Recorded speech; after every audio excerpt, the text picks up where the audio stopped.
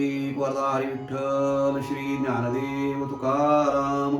नमस्कार मंडळी, अमृतबिंदू या आध्यात्मिक मराठी यूट्यूब चॅनलवर पुन्हा एकदा आपले स्वागत आहे.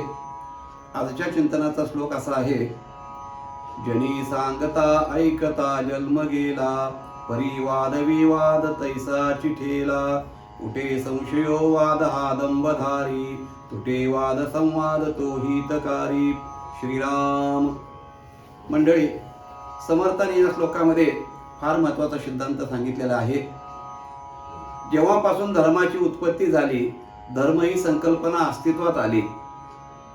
धर्म हा कधी अस्तित्वात आला?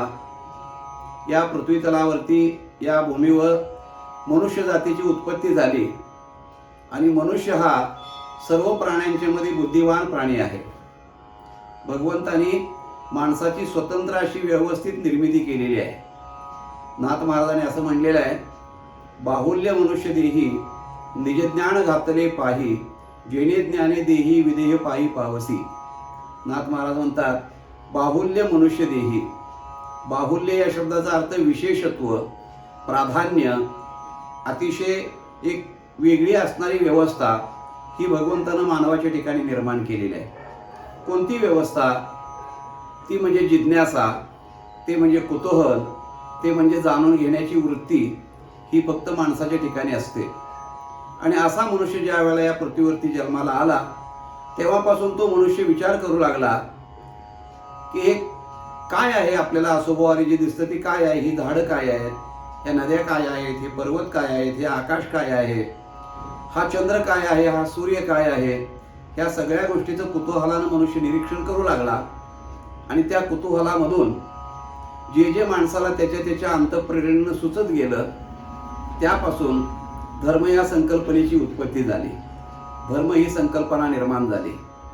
आणि म्हणून धर्म ही एका पद्धतीनं सांगण्याची गोष्ट नाही आहे, किंवा एकच अर्थ धर्म या गोष्टीचा असा म्हणून निश्चित सांगता येत नाही. जसं जसं ज्याला ज्याला वाटत गेलं तसं त्याने आपले आपले विचार मांडले आणि त्याला पुढे धर्म या संकल्पनेमध्ये परिवर्तित केलं गेलेलं आहे. तेव्हा असा हा सगळा विषय असल्यामुळं समर्थ असं म्हणतात की याच्यामध्ये एकता, आपल्याला एकमतता दिसत नाही. प्रत्येकाच्या ठिकाणी मतभिन्नता दिसते, प्रत्येकाच्या विचाराच्या ठिकाणी मतभिन्नता दिसते आपल्याला. म्हणून धर्माबद्दलचं ज्या वेळेपासून मनुष्य ज्ञान संपन्न झाला, तेव्हापासून मनुष्य धर्माचं ज्ञान सांगू लागलेलं आहे. आणि जेव्हापासून माणसाला समजायला लागलं, तेव्हापासून मनुष्य धर्म हा ऐकू लागलेला आहे. आज लाखो वर्ष झाली मनुष्य जातीला या पृथ्वी तलावरती येऊन, परंतु अजूनपर्यंत धर्माचं ज्ञान सांगायचंही संपलं नाही आणि ऐकणाऱ्याचं ऐकूनही पूर्ण झालं नाही. म्हणून तर समर्थ म्हणतात की जनी सांगता ऐकता जन्म गेला. एक जन्म नव्हे, हजारो लाखो जन्म गेले आजपर्यंत. सांगणारे सांगत राहिले, ऐकणारे ऐकत राहिले. परंतु झालं काय म्हणतात समर्थ? परी वाद विवाद तैसा चिठेला. पण वादविवाद काय मिटला नाही बाबा. म्हणजे एका मतावर सगळे आले नाहीत धर्म या संकल्पनेबद्दल, किंवा देव या संकल्पनेबद्दल आपण म्हणू. एका विचारावर सगळे ठाम झाले नाहीत. हे असं का झालं? तर त्याचं कारण आहे की पहिली गोष्ट, नेमका देव काय आहे, देवाचं स्वरूप नेमकं काय आहे, हे निश्चितपणानं कोणाला सांगता आलं नाही. कारण तो शब्दातीत आहे, सर्व इंद्रियांच्या पलीकडचा तो आहे. इंद्रिय पर ज्याला म्हणतात. तुकाराम महाराजांनी फार सुंदर म्हणलेलं आहे: मन वाचातीत तुझे हे स्वरूप. भगवंताचं स्वरूप मनाच्या, वाचेच्या आणि इंद्रियांच्या पलीकडचं आहे. त्यामुळं तो देव सांगता आला नाही कोणाला. आणि ज्यांनी सांगण्याचा प्रयत्न केला ते त्यांचं मत अशा प्रकारचं त्यांनी प्रतिपादन केलेलं आहे. म्हणजे त्यांचं मत प्रतिपादन त्यांनी केलं म्हणजे देव तसाच आहे असं ठामपणानं सांगता येत नाही. तसं जर असतं तर मग दुसऱ्या एखाद्या प्रवक्त्यानं त्या अगोदर सांगणाऱ्याच्या मताचा स्वीकार करायला पाहिजे होता. पण तसं दिसून येत नाही. एकानं एक सांगितलं तर दुसरा लगेच उठतो, हो तसा नाही आहे, तसा नाही, तो तसा आहे. तिसरा लगेच उठतो, या दोघांचं खोटं आहे, देव मी म्हणतो तसा आहे. अशा प्रकारचे वाद निर्माण झाले. कशामुळं? तर देवाचं स्वरूप निश्चितपणानं कोणालाही प्रतिपादन करता आलेलं नाही आजपर्यंत. म्हणून एक दृष्टांत देतात असा की एका अंधशाळेमध्ये, अंध विद्यार्थ्यांच्या शाळेमध्ये शिक्षक शिकवत होते. आता अंध मुलांना शिकवत असताना एक काळजी घ्यावी लागते, कारण त्यांना दृश्य पदार्थाचं ज्ञान नसतं. डोळे नसल्यामुळे दृश्य ते बघू शकत नाहीत. मग त्यांना शिकवायचं असेल तर ध्वनी आणि स्पर्श या माध्यमातून शिकवावं लागतं. कारण अंध व्यक्तीचा ध्वनी ऐकण्याचं जी काय असणारी तीव्रता ती फार असते आणि स्पर्शाचं ज्ञान फार असतं. त्या दोन माध्यमातून त्यांना शिकवावं लागतं. तेव्हा हत्ती हा प्राणी शिकवत होते शिक्षक, हत्तीबद्दलची माहिती देत होते. आता त्याने असा विचार केला की या अंध विद्यार्थ्यांना जर हत्ती समजून घ्यायचा असेल तर आता त्यांना चित्र दाखवून चालणार नाही. त्याने हत्ती कुठं बघितलेला नाही आहे, हत्तीचा आवाज ऐकलाय फार तर, पण हत्ती बघितलेला नाही आहे. मग आता यांना हत्ती कळायचा कसा? म्हणून त्या अंधशाळेतल्या शिक्षकांनी असा विचार केला की आपल्या शहरामध्ये सर्कस आलेली आहे, त्या सर्कसीमध्ये परवानगी काढूया मालकाची, सर्कस मालकाची, आणि त्या अंध विद्यार्थ्यांना घेऊन जाऊन त्यांना हत्ती हात लावून स्पर्श करून दाखवूया. त्यांनी परवानगी काढली. विद्यार्थ्यांना सर्कशीच्या त्या तंबूमध्ये घेऊन गेले आणि ठरल्याप्रमाणे हत्तीला बघण्याची संधी त्यांना देण्यात आली. शिक्षक त्या सगळ्या विद्यार्थ्यांना घेऊन गेले आणि प्रत्येकाला सांगितलं, बघा रे म्हणे हत्ती, तुमच्या समोर हत्ती आहे. त्या हत्तीला हात लावून दाखवलं शिक्षकाने त्या विद्यार्थ्यांचा. ते अंध विद्यार्थी होते, चाचपायला लागले हत्ती. चाचपडत असताना आता एका विद्यार्थ्याला संपूर्ण हत्ती काय बघणं शक्य नाही होत. हत्ती आवाढव्य प्राणी आहे. एकाच्या हाताला हत्तीचा पाय लागला, तो हत्तीचा पाय चाचपून बघू लागला. हत्तीची कल्पना त्यांनी मनात केली. दुसरा विद्यार्थी होता, त्याला हत्तीची शेपूट हाताला लागली, त्याने ती चाचपून बघितली, हत्तीची कल्पना मनात तयार केली. तिसऱ्या विद्यार्थ्याला हत्तीची पाठ लागली, त्याने हत्तीची कल्पना मनात निर्माण केली. चौथ्या विद्यार्थ्याला हत्तीचे कान लागले, पाचव्या विद्यार्थ्याला हत्तीची सोंड लागली. अशा प्रकारे वेगवेगळे अवयव वेगवेगळ्या मुलांच्या हाताला स्पर्शाला लागले हत्तीचे, आणि हत्तीची कल्पना त्याने आपापल्या मनामध्ये निर्माण केली. शिक्षक म्हणले, हत्ती बघितला का? हो म्हणे, हत्ती बघून झाला, चला आता शाळेमध्ये. शाळेमध्ये गेले. शिक्षकाने विचारलं, आता मी हत्ती विचारू का तुम्हाला हत्तीचा प्रश्न? हो म्हणे, विचारा. सगळ्यांनी एकमुखाने सांगितलं. सांग रे म्हणे तू. पहिल्या विद्यार्थ्याला विचारलं. तो उठला. सर, हत्ती मी सांगतो कसा आहे. म्हणे कसा आहे? म्हणे आपल्या शाळेची जी इमारत आहे त्या इमारतीचा जो गोल खांब आहे ना, त्या खांबासारखा हत्ती आहे. बाकीची पोरं हसायला लागले. शिक्षक म्हणले, गप बसा रे, हसू नका. त्याला म्हणले, बस खाली. 2 नंबरच्याला उठवलं. त्याला विचारलं, कसा आहे रे बाबा हत्ती? त्यांनी सांगितलं, मोठ्या एखाद्या जाड दोरीसारखा हत्ती आहे म्हणे. त्यानं हत्तीची शेपूट चाचपली होती. बस खाली म्हणे. तिसऱ्याला विचारलं, हत्ती कसा आहे? म्हणे आपल्या भिंतीसारखा आहे म्हणे, शाळेच्या पाठ बघितली होती. हत्ती कसा आहे? चौथ्याला विचारलं. सोंड बघितली होती. तो म्हणला मुसळासारखा जाड आहे. पाचव्याला विचारलं, हत्ती कसा आहे? म्हणजे सुपासारखा आहे. त्यांनी कान बघितले होते. आता याच्यामध्ये कोणाचं उत्तर बरोबर असेल असा जर आपण विचार केला किंवा त्या शिक्षकाच्या भूमिकेतनं जर आपण बघितलं तर या 5 विद्यार्थ्यांपैकी कोणाचं उत्तर बरोबर आहे? उत्तर कोणाचंच बरोबर नाही. आणि चुकीचं कोणाचं आहे म्हणावं तर चुकीचंही कोणाचं नाही. तुम्ही म्हणाल, असं कसं काय, बरोबरही नाही चुकही नाही, असं कसं काय होऊ शकतं? तर होतं. त्यांची बुद्धिमत्ता, त्यांची कुवत, त्याप्रमाणे त्यांनी हत्ती पाहिला आणि त्यांनी जेवढा पाहिला, जेवढा त्यांना अनुभवाला आला, तेवढी त्यांनी हत्तीची कल्पना केली. त्यामुळे तो त्यांना तसा भासला. त्यांनी आपलं मत प्रतिपादन केलं. नेमकी हीच अवस्था देवाच्या बाबतीत, धर्माच्या बाबतीत झालेली आहे. ज्या ज्या तत्ववेत्याला देव जसा जसा अनुभूतीला आला, जसा जसा समजला आणि जसा सांगता आला, तसा त्यांनी सांगितलेला आहे.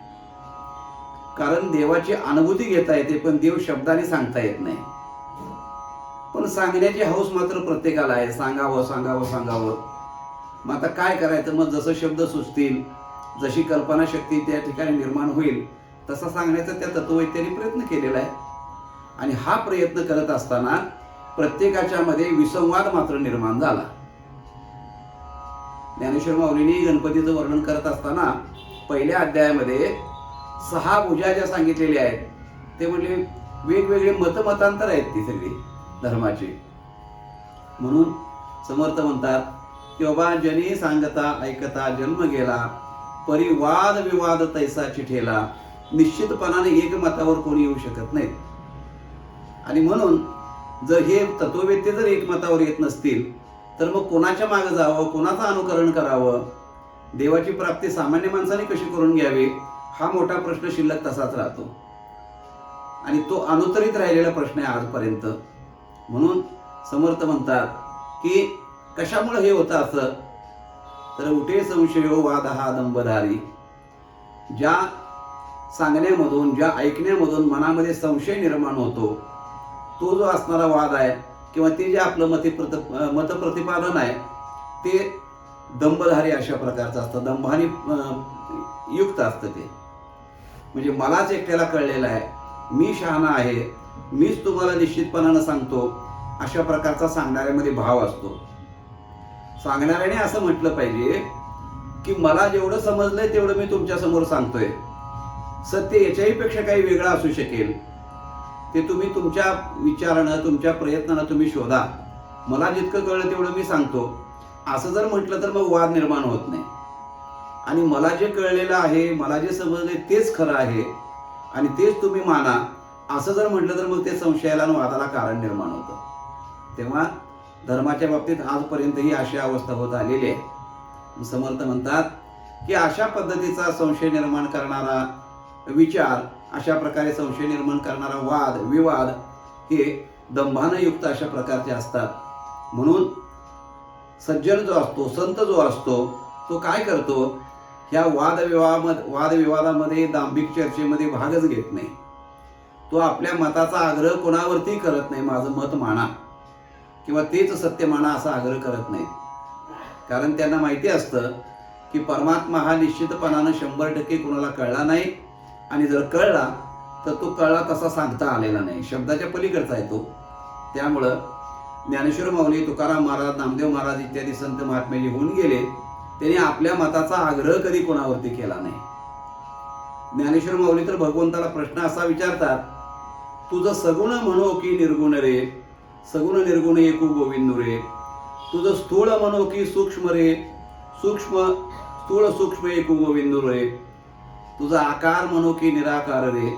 असे सगळे प्रश्न त्या भगवंतालाच विचारले त्याने. देवा तुला नक्की काय म्हणायचं रे? एक जण असं म्हणतो, एक जण तसा म्हणतो, एक जण हा सांगतो, एक जण ते सांगतो, नक्की तुला काय म्हणायचं देवा, असा प्रश्न विचारतात. आणि त्या प्रश्नाचं उत्तर माऊली स्वतःच देतात की या दोन्हीच्या मध्ये जो अंश आहे किंवा दोन्हीचं जे सत्य आहे ते तूच आहेस. स्थूळ म्हणतील त्यांच्या दृष्टीने तू स्थूळ आहेस, सूक्ष्म म्हणतील त्यांच्या दृष्टीने तू सूक्ष्म आहेस, सगुण म्हणतील त्यांच्या दृष्टीने तू सगुण आहेस, निर्गुण म्हणतील त्यांच्या दृष्टीने तू निर्गुण आहेस. देवा तूच आहेस बाबा, तुझ्या व्यतिरिक्त या जगामध्ये काही नाही. अशा प्रकारचा एक सर्व समन्वयक असणारा जो विचार आहे तो संत मांडतात. म्हणून संतांचा कोणाबरोबर वाद असत नाही, संत कोणाबरोबर विवाद करत बसत नाहीत, आणि वाद घालायला येणाऱ्याबरोबर संत चर्चा करून त्याच्याशी वितंडही करत नाहीत.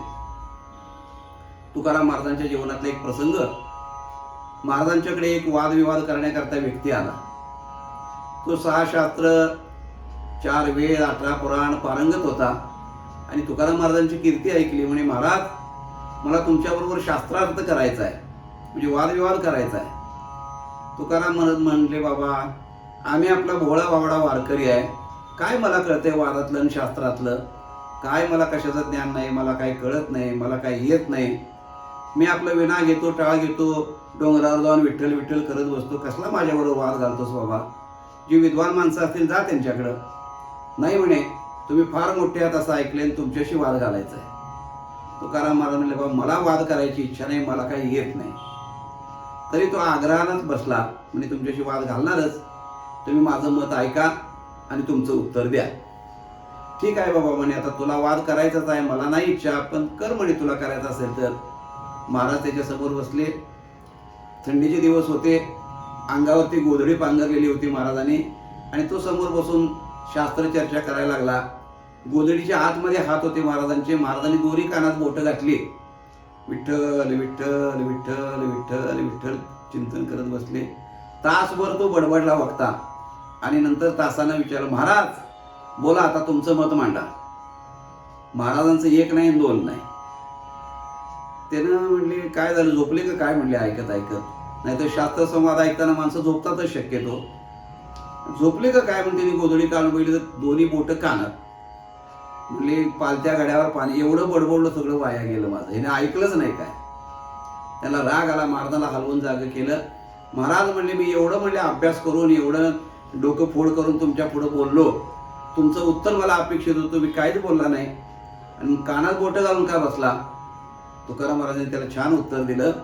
एक तर म्हणे मला वाद करायचा नव्हता आणि मतमतांतर वेगवेगळी पद्धतीचे ऐकत बसलो तर माझ्या भक्तिप्रेमामध्ये त्या ठिकाणी शंका निर्माण होईल, संशय निर्माण होईल, म्हणून मला दुसरं काही कोणाचं ऐकायचं नाही आणि कोणाबरोबर वाद घालायचा नाही. आमचं आहे आपलं विठ्ठल विठ्ठल बरं आहे. त्या माणसाला निमूटपणा निघून जावं लागलं. तेव्हा संत हे अशा प्रकारचे असतात, कोणत्याही तत्ववेत्याप्रमाणे ते वादविवादामध्ये भाग घेत नाहीत किंवा कोणाचं खंडनही करण्याचा प्रयत्न करत नाहीत. आपापल्या मताप्रमाणे ते आपलं म्हणणं मांडतात जगापुढं. जगाने मान्य करावं अथवा न करावं तो जगाचा प्रश्न आहे, पण संत बोलतात ते हिताचं बोलतात. म्हणून समर्थ म्हणतात की तुटे वाद, ज्याच्यामुळं वाद तुटतो आणि संवाद निर्माण होतो, तोच संवाद संत महात्मे करत असतात आणि तो हिताला कारक असतो. अशा प्रकारे समर्थाने या श्लोकामध्ये ह्या विषयाची बाजू मांडलेली आहे. तेव्हा मंडळी हे चिंतन आपल्याला बरं वाटलं का, कसं वाटलं ते जरूर कळवा. आपण आमचे व्हिडिओ ऐकत असाल तर चॅनलला अवश्य सबस्क्राईब करा आणि इतरांच्यापर्यंत त्याची माहिती जरूर द्या. भेटूया मंडळी पुढच्या भागामध्ये. तोपर्यंत नमस्कार. रामकृष्ण हरी.